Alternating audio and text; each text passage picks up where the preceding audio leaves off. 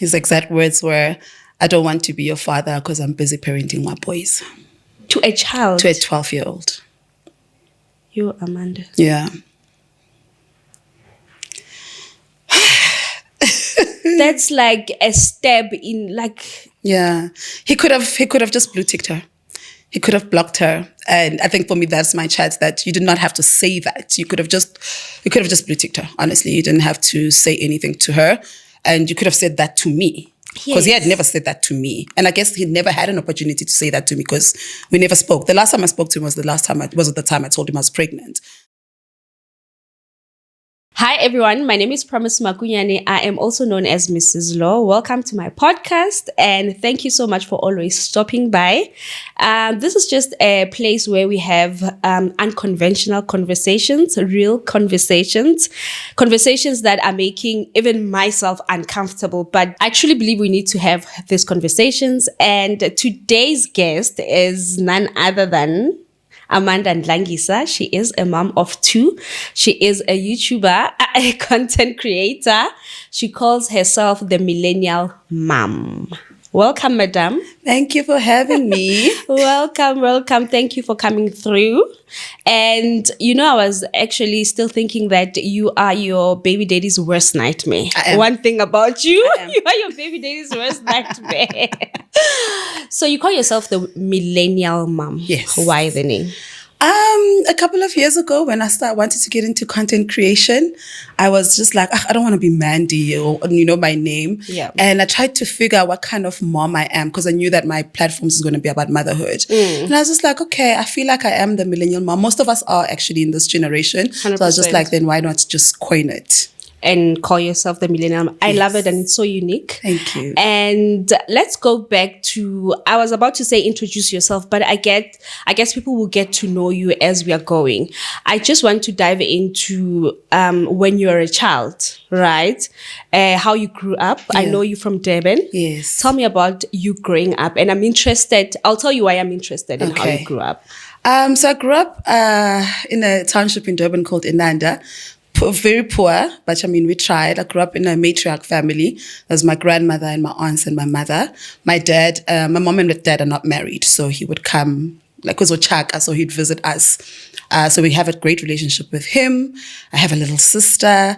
I grew up as the eldest, so always had to be responsible and taking care of everyone around me, especially my little sister. So I guess I can say I've always been a mom. Yeah, that's why I'm asking you about you growing up, because I understand that you took care of your little sister and you were little yourself. Yes. We're only 6 years apart, so when I was 6, she was born. But unfortunately, because of circumstances, I had to play deputy parent. Do you want to tell us about those circumstances? As mentioned, we grew up poor, so my mom had to hustle a lot. So there will be times where she would leave to go work in Machartini, and she'd have to live at the person's house. Yeah. Like she was like a cleaner. Okay. So on those days, then the responsibility would fall on me. My grandmother was also a domestic worker. So, but the adults in the home were busy, all of them. So the responsibility would fall on me to take care of my little sister and make sure that we're on school on time, make sure that she's eating, make sure that basically she's got everything that she needs to survive. Oh my gosh. Yeah. Do you truly believe, I believe your upbringing or how you grew up or how you were when you were young, it literally have a way into your adulthood, right? And I'm saying that because my little sister, she's 21. She never really took care of any kids, but kids loved her. And she loved kids. She would always be minding kids. Kids would always be wanting her. And now she's 20 and she has a child now, So it's like she has always been a mother, and that's why now she is like a young mom. Okay. So that's why I'm asking you is, do you think that you have always been a mother, and even now in your adulthood, you were just a mother when you were still young as well? Funny enough, for me, it's the opposite. And after realizing that taking care of people is not for me, I'd never wanted to be a mother. Yeah. And then I was just like, I do not want to do this. So when I left home, I made it a point to, after matric, leave home because I felt like that's the only time I will get my childhood back and be away from everyone. Yeah. And I left home, I got to Pretoria to go study, and I fell pregnant. So the universe just it was like a circle. You were just meant to be a mother. You're meant to be a mother. Yeah. You can't run away from it. Yeah. 100%. And that's what I'm actually saying. You will not want to be a mother, but the universe will give you what. Yep. Yeah. Oh, that's crazy. It's crazy. So you became a mom. I became a mom at 18. Yeah. When was your first year? How old were you? It was actually my second year. So I finished matric quite early. I finished matric at 16. So then I started varsity. Least you were a focused hand. I was a focused hand. And so I started varsity my first year. I met my baby daddy during my first year. Then we dated. Then beginning of my second year, funny enough, he's the one who said to me, I think you're pregnant. You might want to get a pregnancy test. And I wasn't really like, he was my first experience. So I didn't really know much. So I knew that he would know, and he was older than me. He is older than me. So he told me to get a pregnancy test, and I did. I got 6, and also 6 of them said positive. I mean, by the time I was on number 4, I was just like, is there a point? Why am I still wasting my student money? There were 20 Rand. I remember I spent 120 on 6 pregnancy tests, and they all said positive. Yeah. And that's how my motherhood journey, restarted. How did you feel at that moment when you realized that you were pregnant? I was so scared because I come from a strict family. Yeah. And also I was the first person to go to varsity at home. So there was that thing that I didn't want to disappoint my family, you know, like I wanted to show them that, you know, we can do this. We can get out of the gutter. We can get out of the township. And the only way to do that is to go through school. And here I am, pregnant. And, you know, when you grow up, you're told that, you know, you fall pregnant, life is over. So that's how I took it. But on the same breath, in hindsight, the reason why abortion never came to mind is because I didn't have the knowledge. Yeah. So I was just like, oh, okay, I'm pregnant. There's nothing I can do about it. Yeah. But I was not thrilled. I was very disappointed in myself. Yeah. And it became even worse when my baby daddy's reaction was, I don't want this. Huh. I was about to ask then because now he told you that you were pregnant, and when you told him that, yes, indeed, we are pregnant, imagine, 19-year-old we. What did he say? He said, I'm not ready to be a father. You need to have an abortion or I'm out. And I was just like, okay, be out. And I thought he was joking. Yeah. I said, be out then. And he's been out since. It's been 15, almost 16 years now, and he's been out. So, okay. Now I'm going to be a bit controversial, right? And I know you like conversations, right? So, what do you think about what do you think about men or even women? Because sometimes it's a woman who does not want the child and the guys like keep their pregnancy, you know? Yeah. How do you feel? What do you think about men or women who do not want a pregnancy and they are forward to say, I'm not ready to be a mother? Maybe let me give an example with a mother, because I'm going to be so controversial. People are going to be dragging me and stuff. What if you did not want to be a mother, right? At that point, when you found out that you were pregnant and you were like, I don't want to be a mother. And the guy was like, I want you to be a mother, and you go ahead and do an abortion or whatever. What do you think about that? Like, when somebody genuinely says, I don't want to be a parent, and the other parent go forward with it. Yeah. I'm two minds about it, because it's your body, your rules. So if you say you don't want to be a mother, you can do whatever it is that you want to do. But if you say you don't want to be a father, okay, there's not much if I want to be a mom. Yeah. But I do think that if you know that you don't want to be a father, or you know that you don't want to be a mom, then let's take precautions. Yes. Yeah. You know, not to play victim, but my baby daddy is almost 7 years older than me. So I do feel like I was 18, you were in your 20s. So you knew, then you should have done something about it if you didn't want to be a father that much. So I'm 50, I am a huge believer of, I'm pro-choice, your body, your rules. But I guess it does kind of seem unfair. Yeah, it's like the men don't have a choice because the pregnancy is with me. Pregnancy is with me, but I guess you have a choice into wrapping it up or get a vasectomy if you know that you're sure that you don't want to be a father. Yeah, 100%. And I think that's a whole conversation that as women we need to have, because when we are in a relationship, it's nice. When we have sex with these men, it's nice. Do you understand? And even when we have unprotected sex, we don't have a conversation of if we are pregnant, are we going to keep the kid or not? So I think also we need to also have like give men like the right to say they don't want a child or they want a child, or let's have a fair conversation before we have unprotected sex, you know. I think that would also give us a 50-50 fair chance. Definitely. Right. I think, the word before we actually get into it. Because after it's too late. Yeah, you are dead. That's it. Whether you like it or not. Anyway, so your daughter was born Alwande. Yes. What does Alwande mean? Let it grow.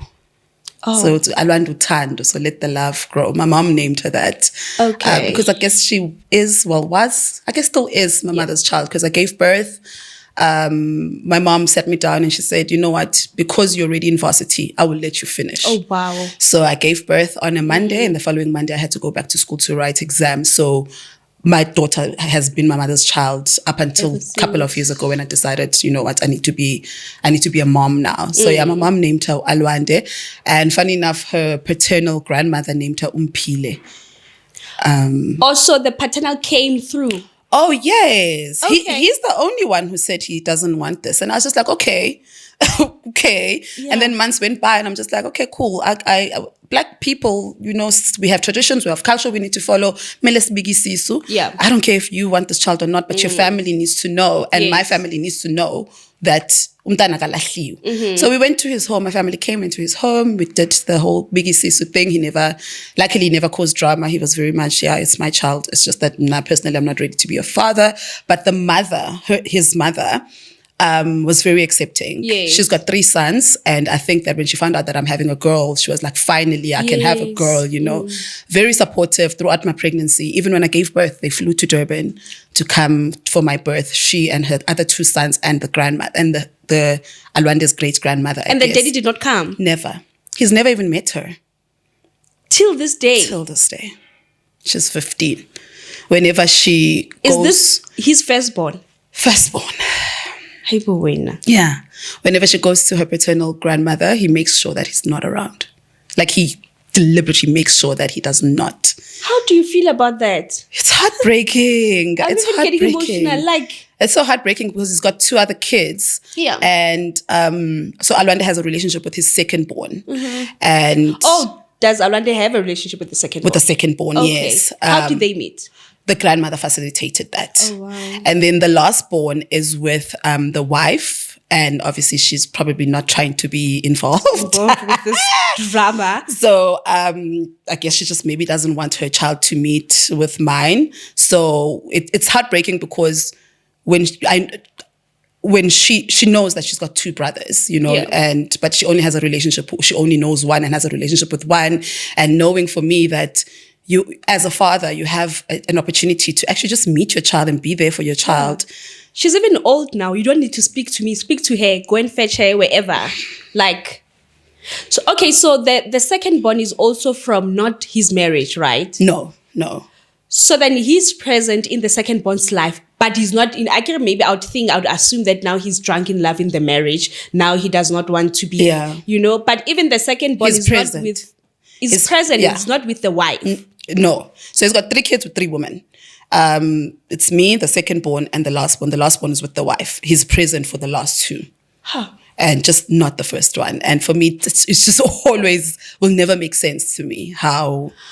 And there's one of your videos, and now that you're saying that, there's one of your videos where you speak about rejection. Yeah. You know, that you feel so rejected, and then now your kids are being rejected by these men, you know.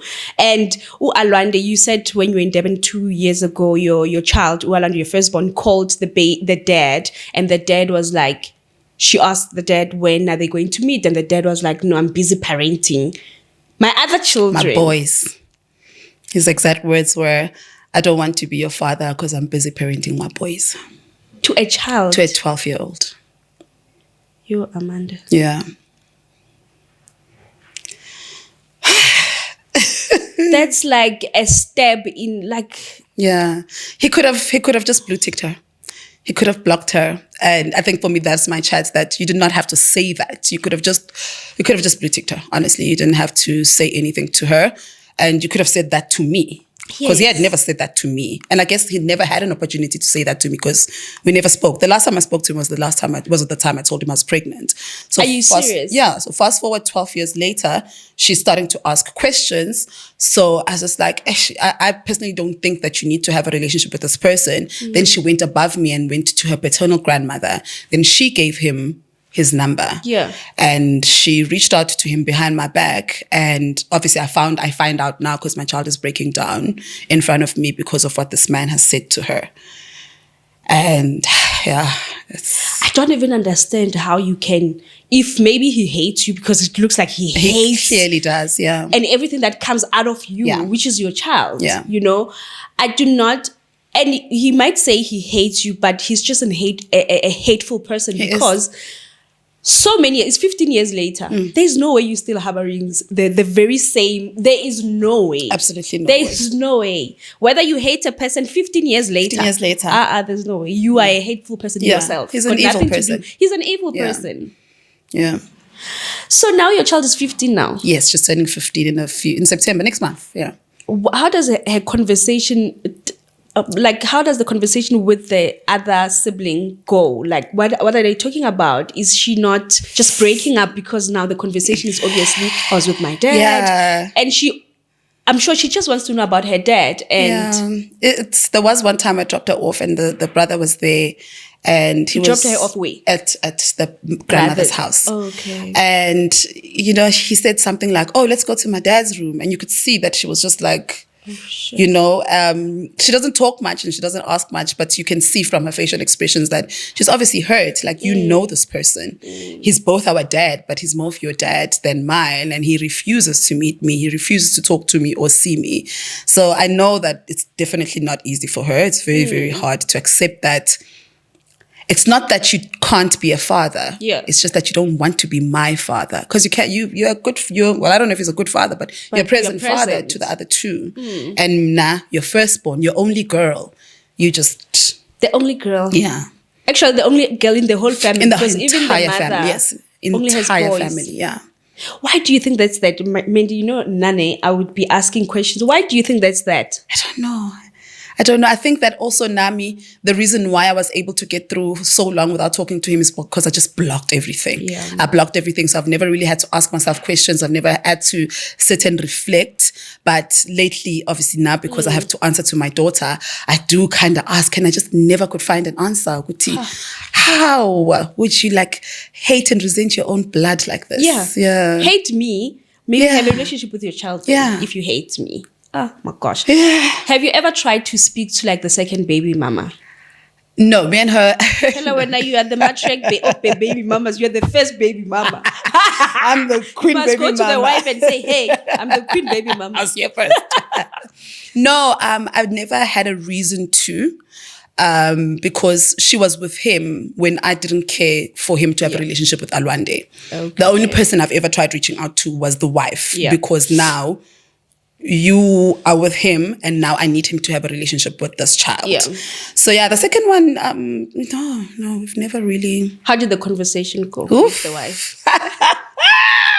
With Promise, how did it go?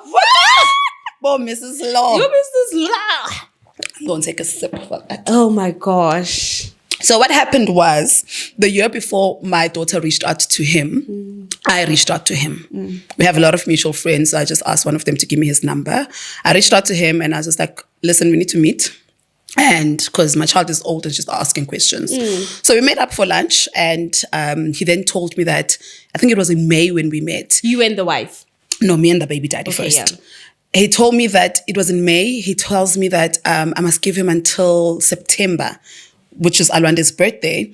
I'm like, and then he's like, I'll reach out. I'm like, why should I give you? You've had 11, 12 years. Why do you need another couple of months? He's like, no, I'm married and my wife doesn't know that I have a child. Gang. A child you made. You made. Way still a student. Way before you even knew you were going to meet her. It's not like you cheated on her. Why would you hide a whole child? I was like, okay, cool. Do what you need to do. Whatever. September comes, he doesn't get back to me, doesn't reach out to me. So I'm just like, okay, cool, whatever.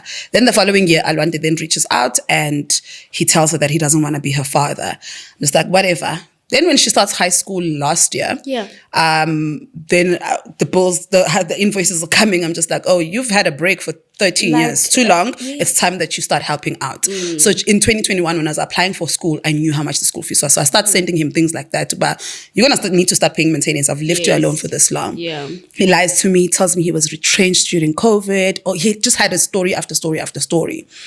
Then this other friend of mine was just like, who knows the wife, was just like, I think you just need to go straight to the wife because his excuse is, I can't be a father because my wife doesn't know. And the way they lie with that. I'll make it easy for you, gay. I'll go there. I'll tell her women myself. to women. I'll tell her. Yes. So I reach out to her on Facebook. I find her, reached out to her on Facebook. I sent her a text, a very respectful text. Like, I'm sorry if you didn't know and this is how you're finding out, but your husband has made you the scapegoat. And if it is true, can we figure it out? My daughter needs her dad, and can me and you figure something out? You can see when someone has read your message, she read my messages and she kept quiet. And now I got two gay because now I'd be scared if somebody would reach out like that. Like I would be like, girl, where are you? Can we meet? Let's sit down and now. Let me come. I will leave the office and come. You're telling me my husband has a 13, 14-year-old who he did not tell me about. I will meet you. No, she read the messages and she kept quiet. She knew about the child. This guy was actually lying. He was lying. Yeah. Then me, one day on Twitter last year, I decide, I'm tired of this. I'm tired of protecting him. I'm tired. It was when he sent a message saying that basically his words were, if I help you out with school fees, then it means I'm shortchanging my boys. I was just like, you know what? If I help you and these boys, it was help. You and these boys are here. I'm here. So I took a screenshot. I didn't hide his name. I didn't hide his surname. And also he doesn't have a popular name and surname. Like if you put those two together, it's him. I trended for a week. I got dragged. What did you say on Twitter? I just said, Guti, this is the person I made a baby with. I've never reached out to him. It was just a story. Guti, I've never reached out to him. I'm reaching out to him the first time today. And this is what he said. So obviously people were mad. People are like, how dare he talk about a child like this? Like other people were like, why are you putting your child in a school that you can't afford? So it was a big thing and it trended. That's when the wife then picked up the phone. Ooh. I was just like, oh, babe, now you're just picking up the phone to protect your husband. It's too late now, unfortunately. She picked up the phone. On fire. She called me, basically trying to tell me to take my tweet down, then trying to make it seem as if one day Alwande's going to see this tweet and she's not going to be happy. I was just like, girl, don't worry about my daughter. She already lived without this man. Don't worry about it.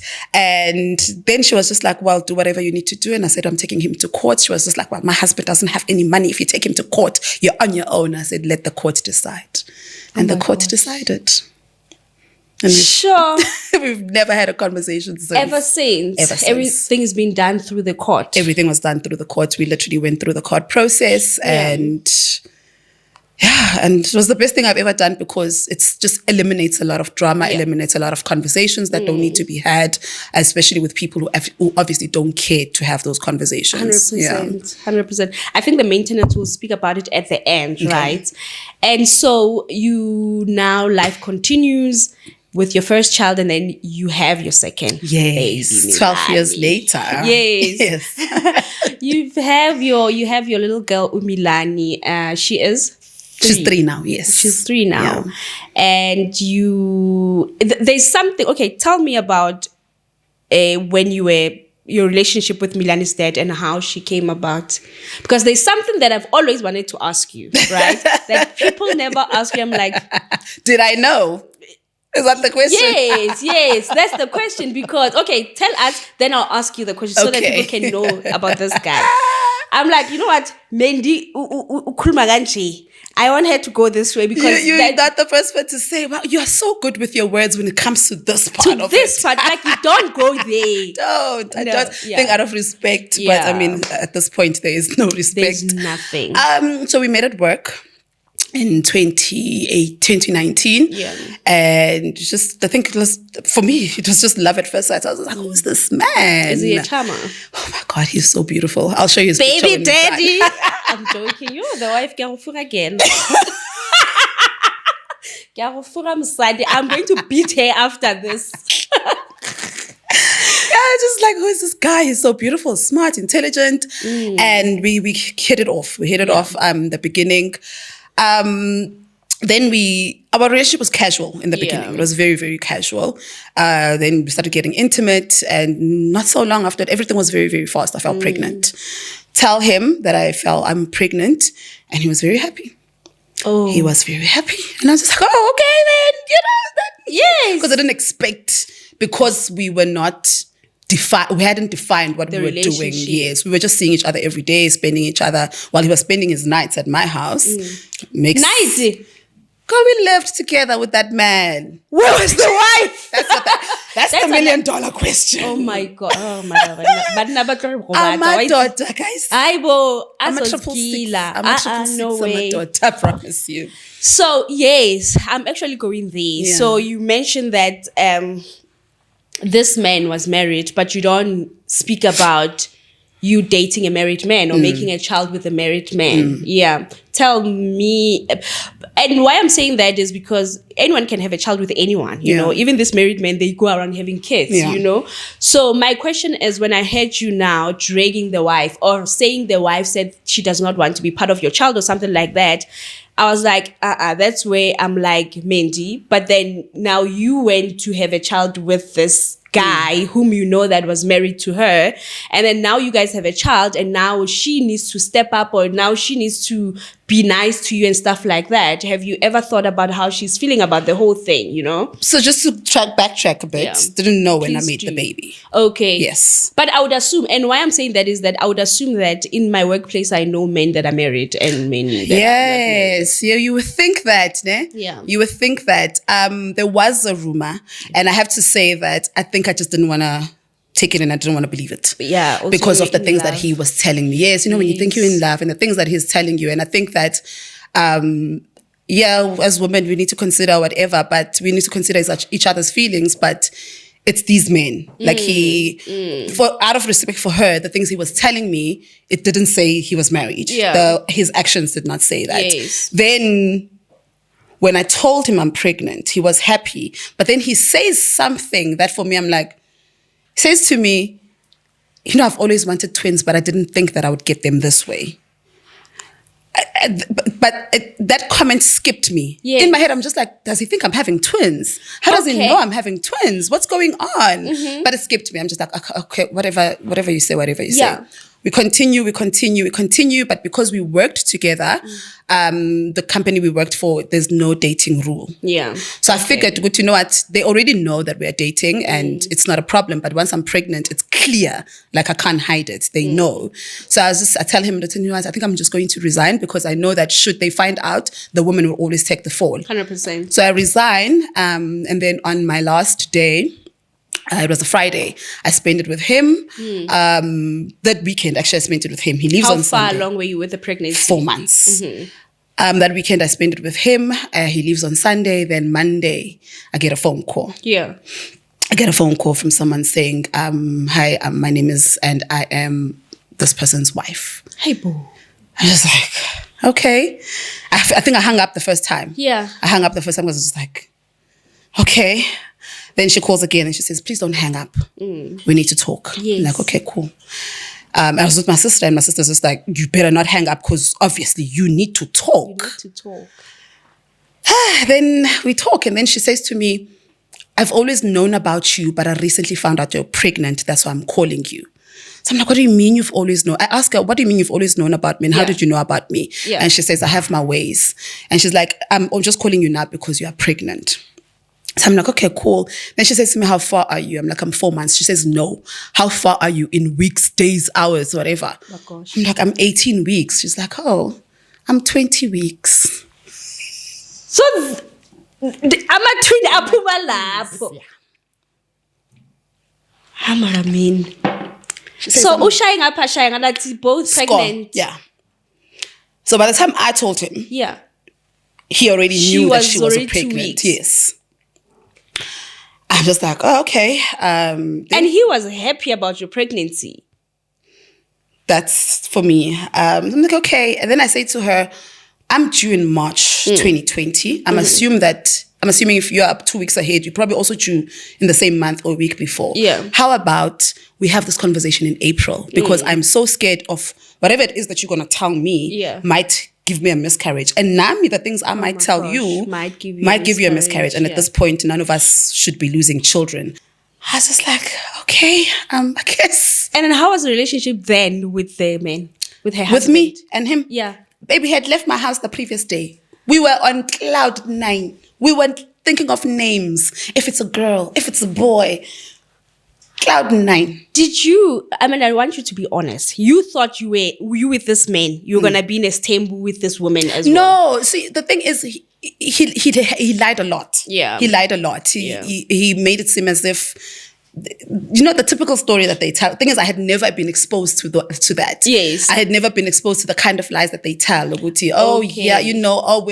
there for the kids. So you just believed him. I believed everything that he said. I was so gullible. Also, you were in love with I was so in love. And you were pregnant. And I'm pregnant. And in my head, I'm like, this is the perfect pregnancy. I'm going to have a family. We're going to be okay. So when I got that phone call and she said what she said, I was just like, okay. And we hung up the phone and I was blocked from her number, I was blocked from his number, all social media platform, everything immediately after that phone call. I didn't get a chance to call him and say, Buti, what the hell? Yes. Literally blocked off everything. And I was 4 months pregnant and I was just like, okay, I guess we're doing this again. And that was the last time also you spoke to this guy and you guys were in a relationship? Yes, that was the last time we spoke to each other kindly.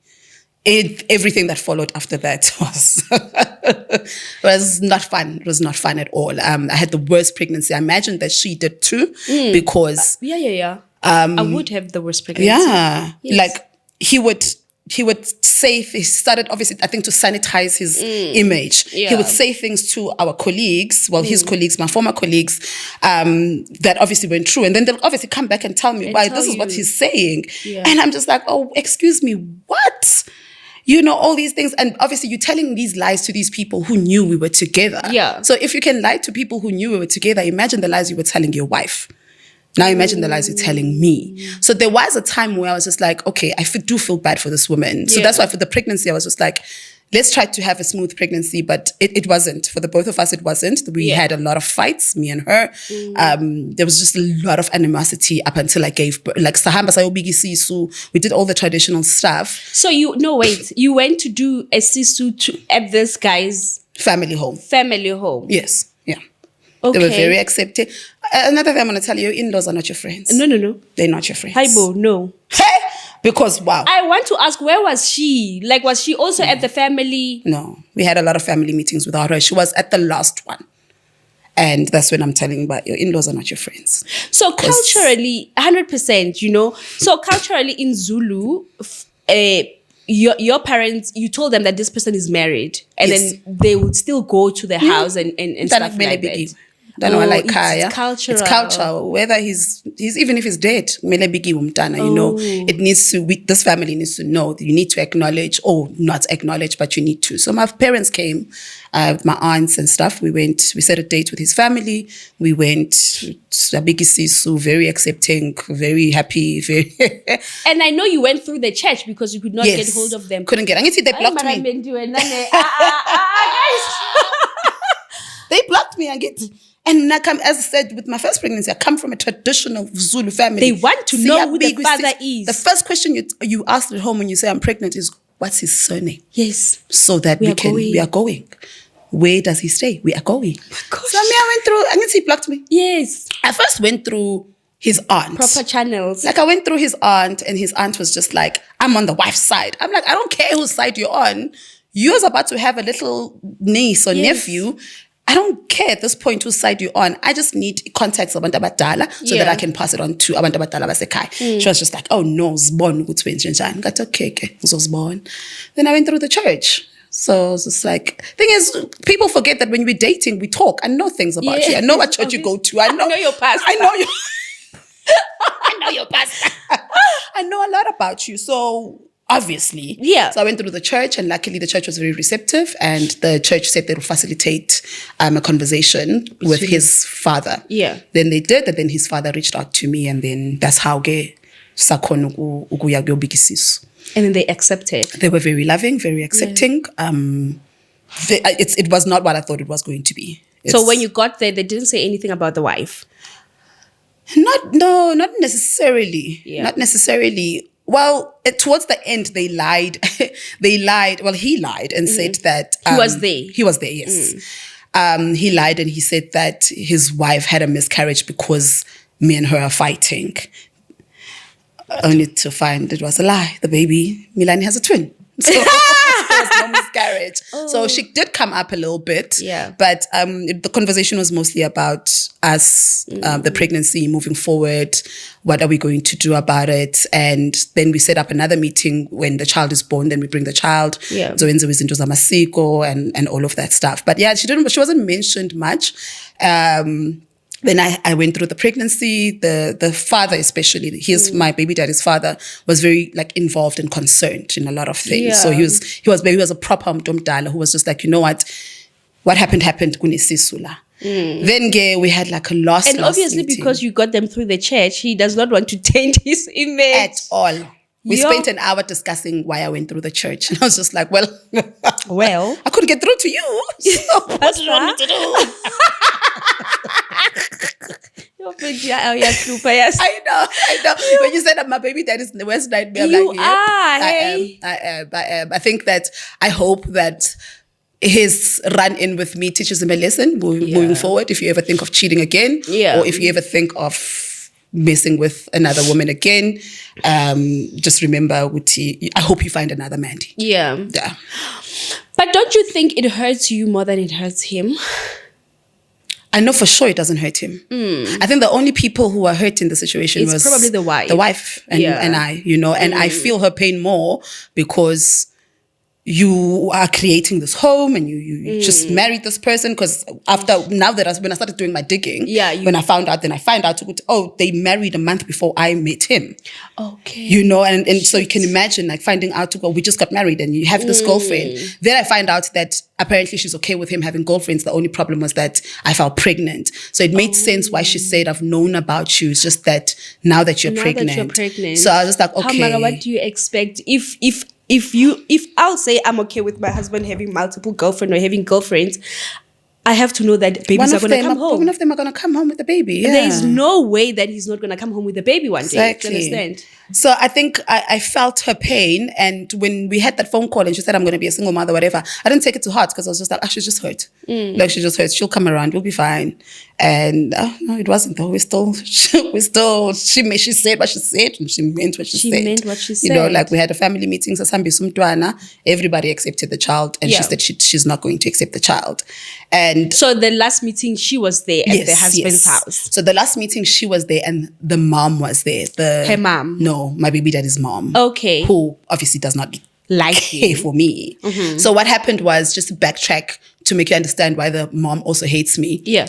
25, 26 years ago, the father did the exact same thing that my baby daddy did. Oh my God. To the wife. So obviously the wife, I'm a reflection of what happened 25 years ago. Because she probably of these men. Yeah. She couldn't confront the lady that. Yes. And now she probably thinks that she can confront me, but she can't with me also because And I think that's the thing with people. I find it when I talk about me saying it will take me, I don't know, for me to leave my marriage because of cheating and me opening up in that way about cheating, it's triggering to people. That's why they hate me, you know. It's like you're triggering someone. You're speaking your own narrative, your truth. Now you are triggering your baby daddy's mother about, isn't those 25 years that's got nothing to do with you. Exactly. You failed to deal with your thing. You didn't, and now you think you can deal with it through me. And I'm the wrong one, you know. So she was there for the first time, and then the wives of the family were there, which the Milani's grandmother, and she was there. And obviously she was taking up for Makotwa Gwake, but she didn't know my side because by the end of the meeting, she kept saying, oh, I know who's wrong here. It's my son.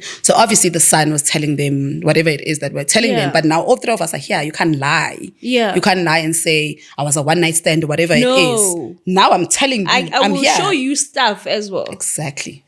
So I think that's when she realized that, oh, my son played all of us here. As a result, she did try to talk to me and the wife and say, you know what? I think that you both need to understand that you are both played. And she says to the wife, Makoti, I think the best thing you can do at this point is try to form some sort of a relationship with Amanda so that, that blocks any conversation between their husband and him. Yes. Okay. And you guys can just co-parent. And she was just like, never.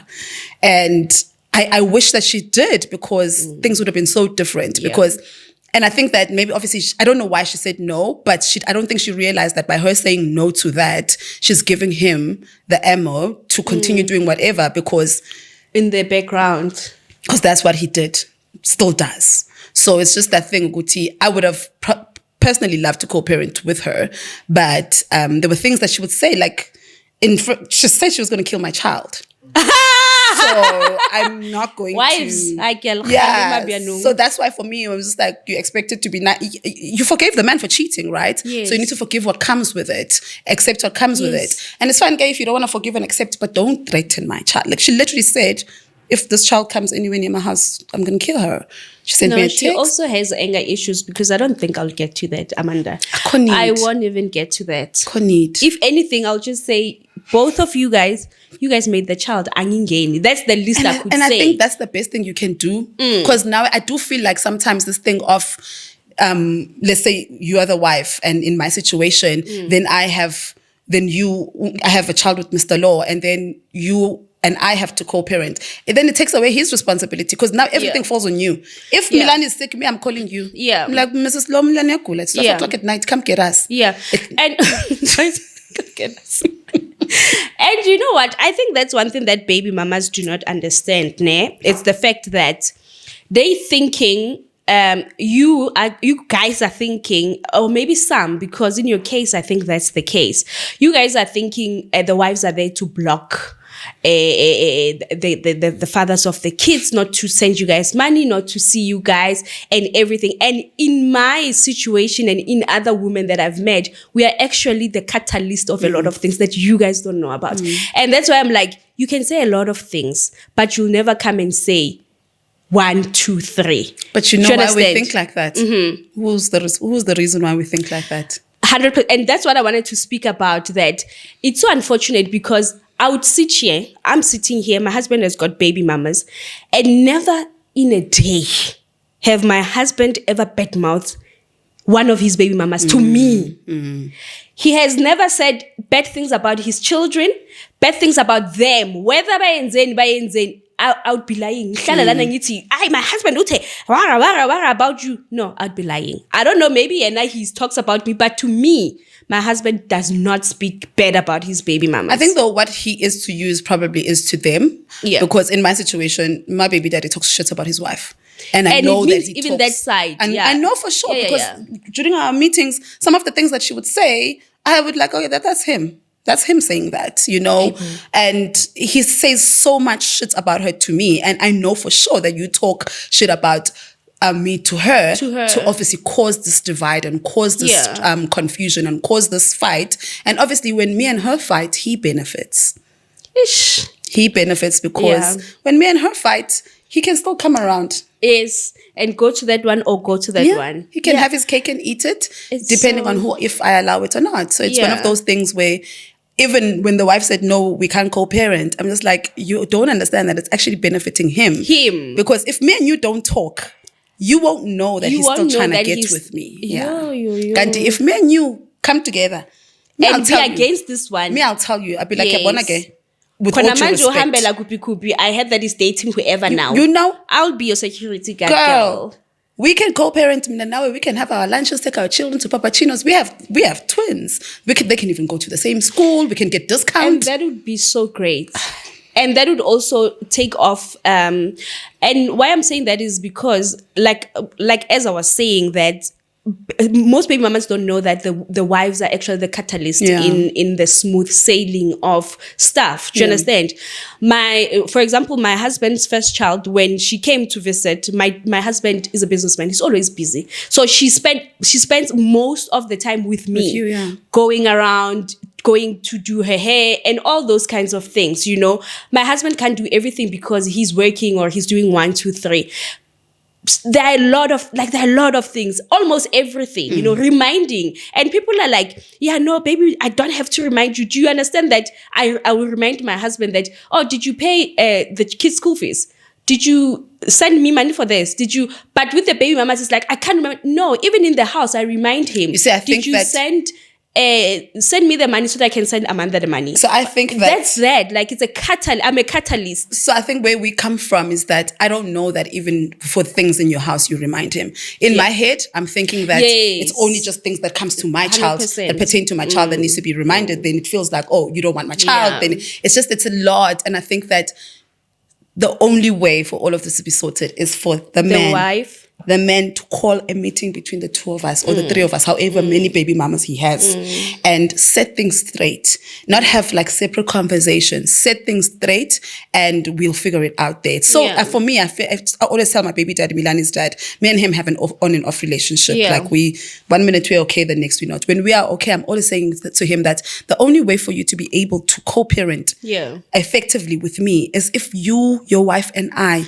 you bring the three in of the us, wife, don't even involve your families and stuff. Just the three of us. We are the parents. We are the parents. The three of us talk. You set a boundary. You tell me that, listen, you're gonna respect my wife, and tell your wife you're gonna respect my baby mama. It's that simple. But there's an element of being a coward. There's an element of still wanting to have his cake and eat it. So there's a lot of things that come into play in this situation. And also, I understand from the wife's point, maybe she said she'll never accept. She was cheated on at the end of the day. Yeah. So I don't know. I've never been in that situation. So I don't know how long it would take you to heal, or if ever you ever get over something like that. But I think that we forget, baby mamas and wives, that the only people suffering here are the children. Are really the children, hey? Are really the children. Yeah. And I really believe the ones that suffers the most are the baby mama's children. Do you understand? And that's why I always say that I'm comfortable in my house with my children and their dad. Yeah. Do you understand? I mean, I'm open, Amanda. Like, I'm open. Do you understand? Because at the end of the day, these are my husband's children. Do you understand? When they come here, they will meet me, you know? So the house and the home and everything will always be open to your child. The love, everything that pertain to the kids will always be open to your child. Yeah. I'm not going to go running after you. I'm not going to go initiating anything, because I sleep well at night knowing that my kids are with their dad, financially, physically, emotionally, you know. But it's just so unfortunate that when you get a baby mama that wants to a co-parent, you find a wife that do not want to come to the party. It's always the case.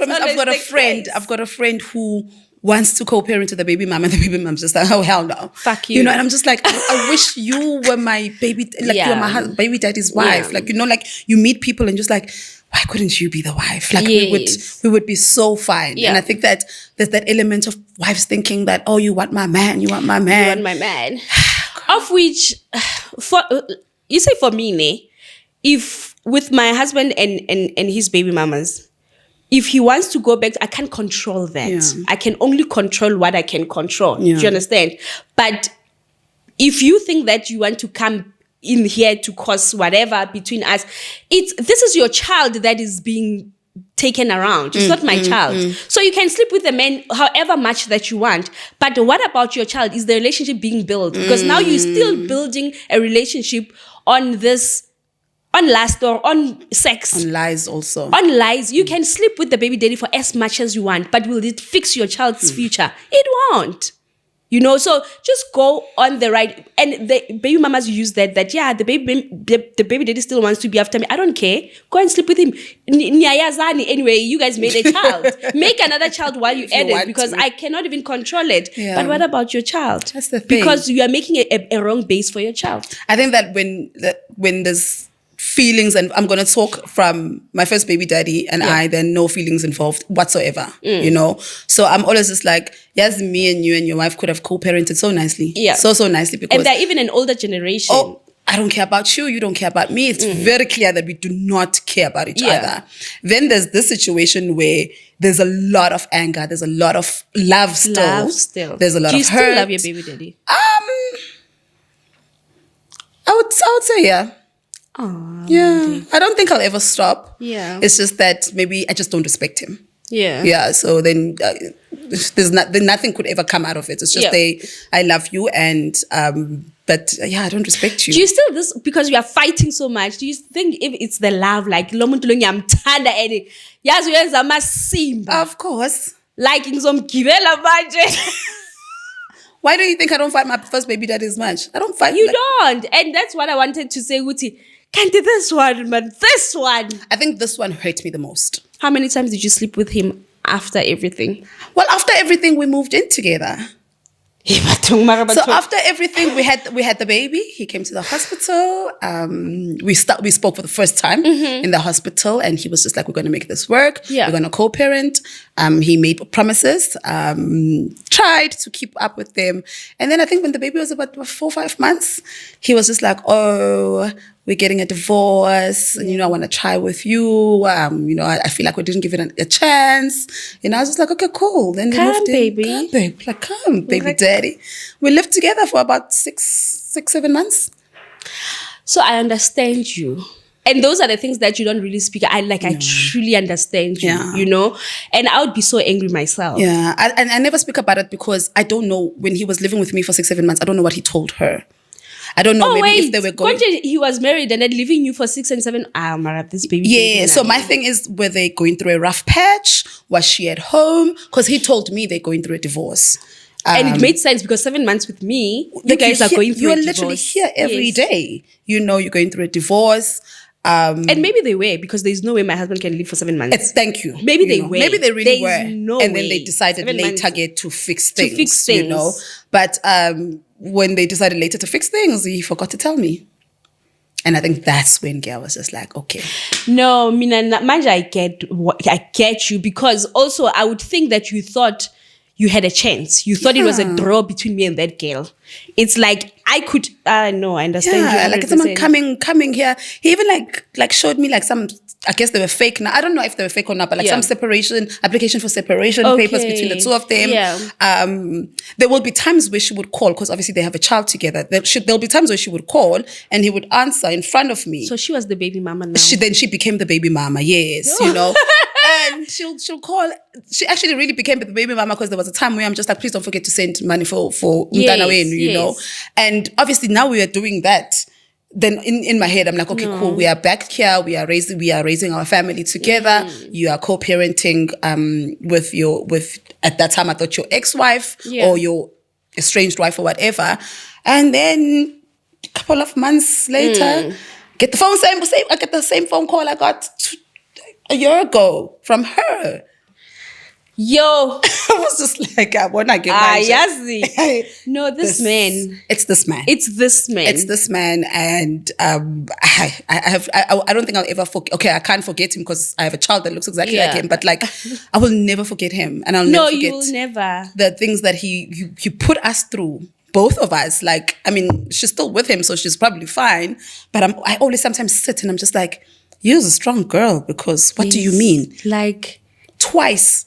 Yeah. He did this to you twice. Yeah. With the same woman even. I don't know if it's better if someone cheats on you with different women, but like if you go back to the same woman and you're lying about me. Well, he was lying about her to me. So, but okay, I guess she's a So what if he comes back to you? I think you will take him back. Not for love. Okay, no, just for fucking. No, not even for that. Okay. Thing is, I lost respect for him. Yeah. And I can't be intimate with someone I don't respect. I would take him back to court to be a father. Yeah. I would try that. We do try now and then. Hey, when last did you guys speak? In court in March. So I saw that, I saw your, by the way, guys, Mandy is a YouTuber. Her YouTube is, I'll also link it, The Millennial Mom. And I saw I think that was the last appearance in court where you made an audio of him inside court. Yeah. Mindy, how do you know when he was just talking about your child like she was nothing, a paper or something? I think that when you're with a narcissist or someone like that, you question your reality. Yes. And also he would make me question my reality. Like he would say things like this, and then 2 weeks later he calls me like nothing happened. Like, Mama, how are you doing? Then I'd be like, did that really happen? You know? No. So that's when I was just like, I'm tired of trying to explain this person. And also the people who know him were like, no, but he's not like that. He's not like that. Then I literally started feeling crazy. I was just like, okay, this time it's my last appearance in court. I know the things that he says in court. It wasn't the first time he said that. The other time in court, he says that he can't put my child on his medical aid because it's going to make his wife uncomfortable. Why finger? Like, I guess she'll be triggered if she sees the name and the card. I was just like, that's such a stupid excuse, but like you are able to say that in court. And I was just like, and I never want anyone to ever come back and say, your mother kept me away from you. So that's why I was just like, I'm going to record this person. So one day, if he ever decides, should I die? And he decides to lie to Milani and say, I fought for you and your mother. This is what fighting looks like. This is what it is, you know. So I did that recording on purpose. I mean, I also did it to show other people what happens inside the courtroom. But I think I did it for my own satisfaction to be like, Anghlani. Yeah. This person does not like his child. This person speaks ill of his child. Busy sitting there, oh, I've got a child and my wife has one on the way. We're not here about that. We're here about this one specific child that you willingly made. Yeah. And he was just talking about her like, she's just not his child. So I was just like, okay, I'm going to record this. And I knew what he was going to say. So it was easy for me to just put my phone there and just... Because when I followed you on this issue, I was like, there's something, man. There's something between these two people. Because now it's like, you're no longer fighting about the child. No, I'm going to be honest. Like you guys were not fighting about the child. I'm going to be very honest. In the beginning, it was never about the child. No. In the beginning, I was trying to get my revenge back. In the beginning, when I was listening to it, I was like, this girl is so angry. I hate her. I'm like, I'm following this one. She's mad. I'm following this guy. If there's one person I hate in the world, it's him. I'm like, Izovela one day in No, in the beginning, it was never about the child. In the beginning, it was just to teach him a lesson. Yeah. But I'm glad that I let my anger get the best of me, because towards the end, it became about the child. 100%. Towards the end, it became about justice. Towards the end, it became about doing the right thing. Yeah. But I'm not even going to lie to you. Promise. In the beginning, I wanted him dead. There you were a mad black woman. When I had a black woman, it was me. So I understand that he made a restraining order against you? Oh, yeah. Don't come near me. So what happened was, I served him with maintenance papers the first time. Yeah. And unfortunately, so I first reached out to him and I was just like, listen, I've taken you to maintenance court. Can we meet at a police station so that it can be dramatic? Is it because he did not want to give you money anymore? Yes. So what he does is that when he's not with me, he doesn't support the child. Okay. So it only supports when he has access. So when I deny him access, then it's born. So it's almost like a control for me. It felt like, you just want to control me. So I was just like, okay, let me take you to court then, so that I just, even if you're 500, but it's a consistent one. It's consistent 500. So I call him and I sent him a text and I say, I've taken you to court and I need to serve you papers. Can we meet at a police station? He blocks me. I'm like, okay, cool. Then I'm forced to look for you. Yeah. Then I go all the way to the east to go look for him. I find him. East of Joburg. Yeah, he lives in Katlehong. I find him. I mean, I know where you live. I know. We were dating. I know you. I know you. I know your places. I know your grandmother's name. Like, even. I know her ID number. Like, I know you. So tall. I find him, and unfortunately, when I find him with his wife. Hey, boo. And there were other people. So obviously now it's embarrassing. Yes. That was a Monday. And then 3 days later, in my house, I serve him, he signs whatever. 3 days later, I'm chilling in my house. Knock, knock. Police. Just like, oh, what's going on? They're like, oh yeah, we're here to serve you a restraining order from Mrs. and Mr. Ooh. I was just like, oh, both of them. Yay! Okay, I was like, okay. Then I read the reasoning to him. I harassed them. This is what I'm doing. I'm threatening them. I was just like, okay, cool. Then we went to court for the restraining order. I didn't fight it. I was just like, whatever they said I did it. Yeah. So we have a restraining order that's valid until March 2026. Hey, boo. But So 3 what months does- after that, Yeah. he still wants to, let's co-parent. How am I going to co-parent with you when I When, can't be in like- the same room with you? So it is just when cops explained, but the cops who came to my house, when they explained it, they're like, oh no, usually men do this. It's a retaliation. Okay. Usually when men, you serve their maintenance paper, they serve you with a protection order, thinking that once you have a protection order against me, I can't meet you in court for maintenance. Forgetting that I can and I will. So yeah, that's where the restraining order comes from. So they both have it, and it's valid till March 2026. And what are your hopes out of both your kids and the baby daddy? Like, where are you now? Because I know that in March you actually made a speech that was the last time you are putting everything down.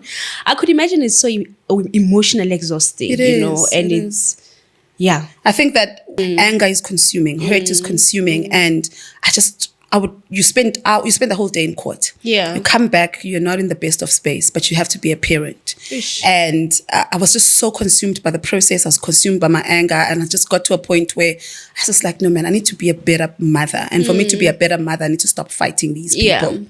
So I just decided, well, okay, I'm going to stop. And my hopes with the first one, it's Ayiko. I never want that man anywhere near my child. Anyone who can say that to a child does not deserve to be next to that child. No. And luckily, she's getting older and she will make the decisions herself.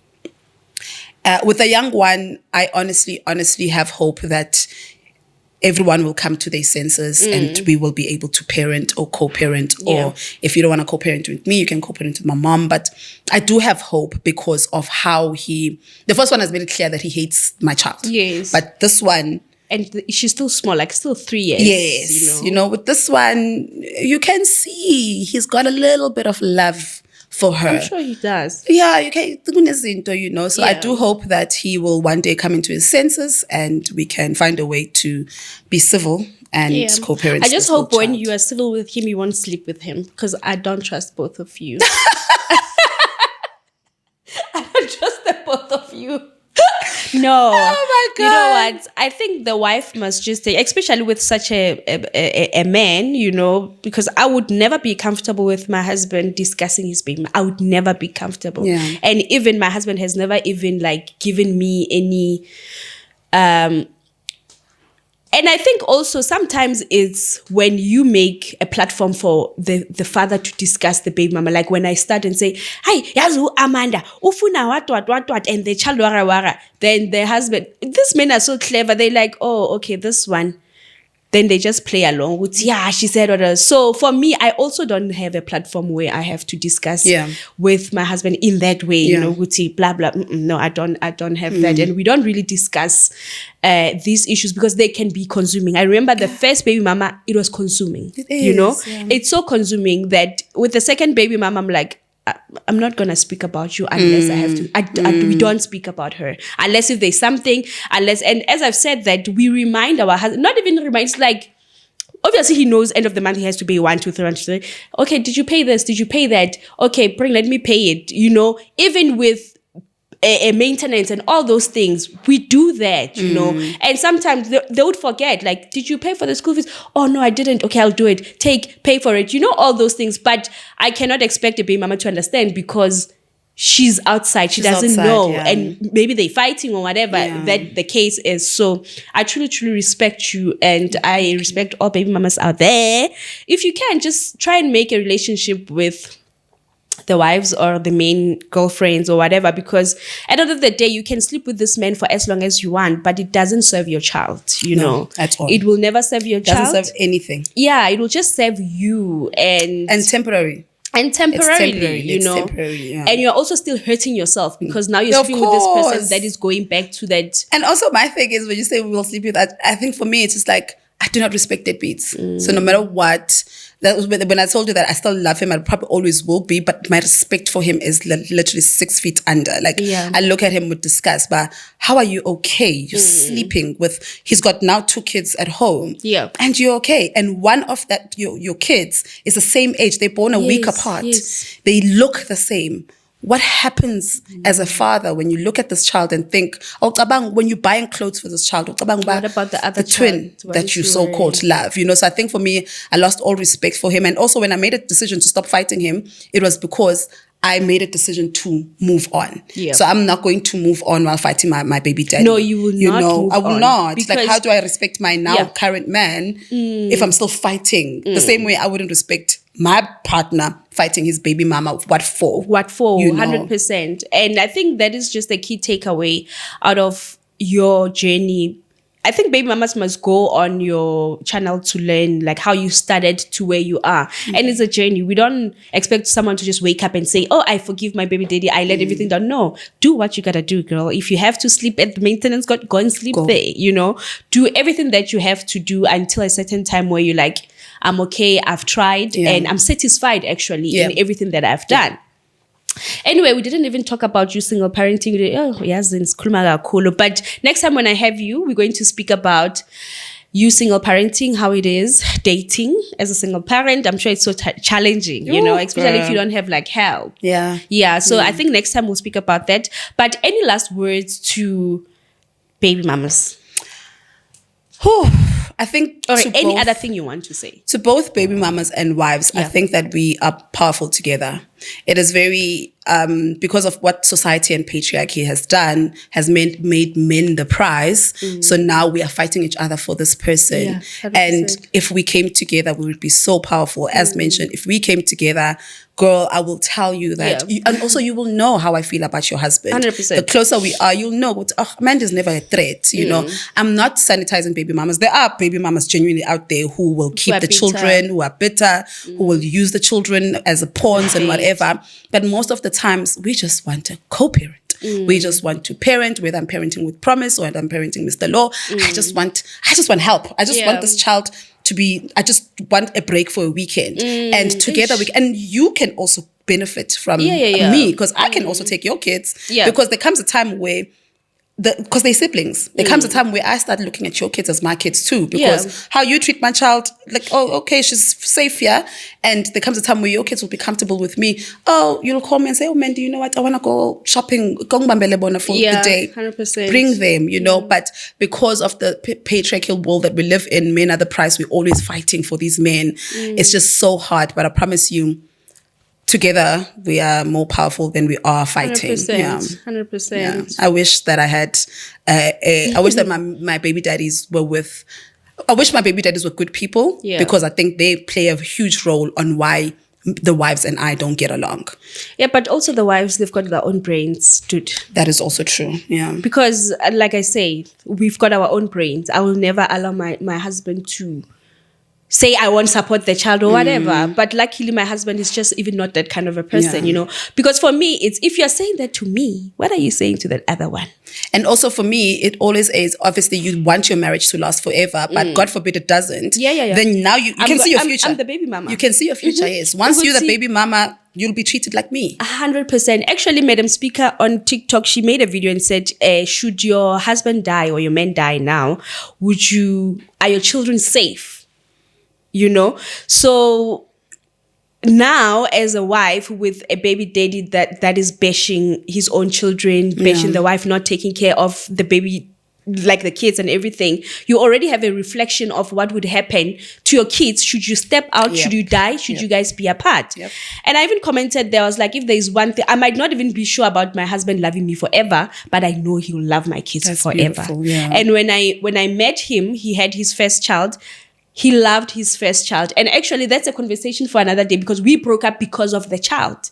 Oh, wow. Yes. Okay. Because there were things going up and down with the baby mama, what. And I was like, you know what? This one, I'm just a third wheel. Let me step out. My husband said, he tried to fight it, but you could see that he wanted to give the relationship a chance, because it seems like the baby mama wanted to be in a relationship with my husband, or else you're not getting the kids. We broke up because of that. And I was like, you know what? I feel like a third win. And my husband was like, let me give it a try for my child. Did it happen? It never happened. But at least they can both rest knowing that they tried. Yeah, and she's married now, so I love it for her. That's the one thing that will. Once you let go of the of the idea of me and my baby daddy could be together. Once you move on. Yeah. Once you let go of the anger, she's married. Yeah. She's married. And we're so happy for her. And now it's like a draw. So even the parenting is going to go smoothly. Like these 2 dads, 2 moms. Yes, nice vibes. Child is blessed with 4 parents. 100%. But yeah, guys, we could talk forever and ever and ever. Thank you so much, Mama, for coming. Thank you for having me. A continuous another conversation, because I know that they will want to ask you how you're doing from you letting go to now. Yeah. Prospering with your kids. Anyway, thank you so much, guys, for watching. Please don't forget to subscribe, to like, and to comment. And I'll see you in another sit down. Bye. Bye.